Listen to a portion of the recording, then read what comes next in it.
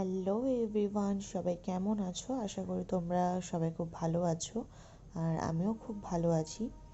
But অনেক দিন আমি কোনো ভিডিও আপলোড করতে পারিনি, শর্টস বা বড় ভিডিও কোনোটাই আমি আপলোড করতে পারিনি। একটু প্রবলেমে ছিলাম, তো সেই জন্য ভিডিও করতেও পারিনি আর আপলোডও করতে পারিনি।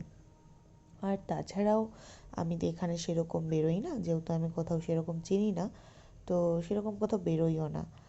তাই হঠাৎই বর দিওয়ালির আগের দিন বলল যে চলো কিছু কেনাকাটা আছে, বাড়িতে যাব, তো বাড়ির জন্য একটু মিষ্টি এইসব কিনে নিয়ে আসি। আর আমারও এমনি কিছু কেনাকাটা ছিল সংসারের, তো আমি বললাম যে চলো ঠিক আছে বেরোনো যাক। চট করে রেডি সেডি হয়ে বেরিয়ে পড়েছিলাম দুজনে মিলে।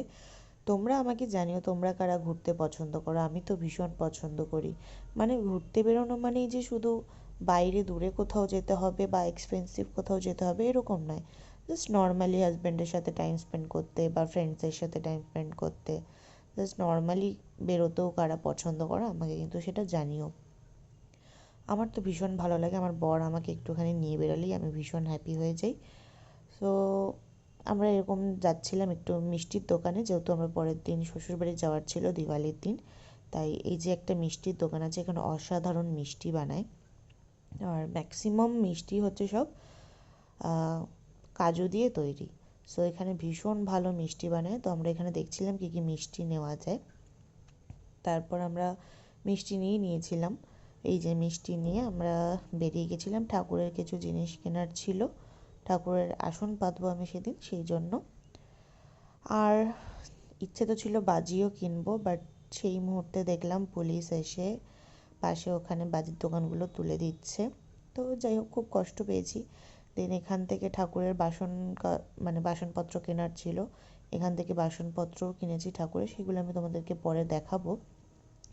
আর এই সবটাই আমি আগে কোনো দিন যাইনি, তো ফার্স্ট টাইম গেছিলাম, তো অনেক কিছুই ভালো ছিল। আর এই জিনিসগুলো আমি ঠাকুরের কিনেছি। দেন দিওয়ালির দিন আমি আবার রেডি হয়ে বেরিয়ে গেছিলাম।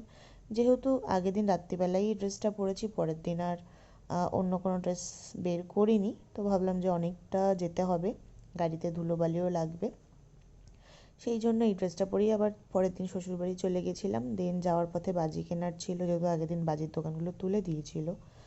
দেন আমি দোকান থেকে বাজিগুলো কিনে নিয়ে যেতে যেতে সন্ধ্যা হয়ে গেছিলো। বর এখানে বাজি ফাটাচ্ছিল, আর বাজিটা খুব সুন্দর ছিল। এটা এক ধরনের তুবড়ি, কী নাম অ্যাকচুয়ালি আমি বলতে পারবো না, বাট লাস্টে গিয়ে এটা বাস্ট করছিল, যেরকম সেল আকাশে গিয়ে ফাটে, এটা সেরকমই লাস্টে হচ্ছিলো, বাট ওটা আকাশে উঠছিল না, জাস্ট অল্প লেন্থে গিয়ে ফেটে যাচ্ছিল।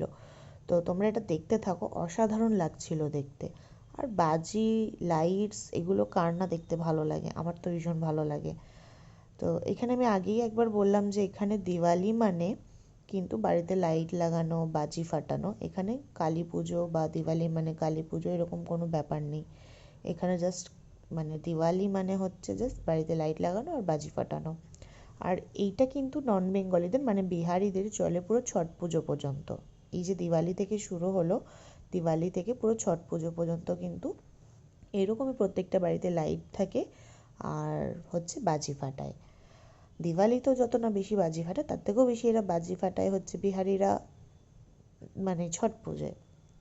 তো যাই হোক, ভালোই লাগছিল দেখতে, প্রত্যেকটা বাড়িতে এরকম লাইটস লাগিয়েছে, সেটা দেখতেও খুব ভালো লাগছিল। আর এই যে দেখো লাস্টে গিয়ে পুরো একদম ছিটকে গিয়ে বাজিটা ফাটলো। দেন এখানে আমরা প্যারাশুট ধরাচ্ছিলাম, প্যারাশুট ওড়ানোর চেষ্টা করছিলাম, আর আমার বর আমার ফটো তুলে দিচ্ছিল। পাশে আমার দেওর ছিল, মানে আমি ওকে ভাই বলি, আমি দেওরের থেকে ওকে বেশি ভাই মানি। তো এখানে দেখো বারবার করে ওড়ানোর চেষ্টা করছিলাম আর ফানুসটা উঠছিল না। যাই হোক, দেন ফাইনালি আমার বর উড়িয়েছে সেটাকে।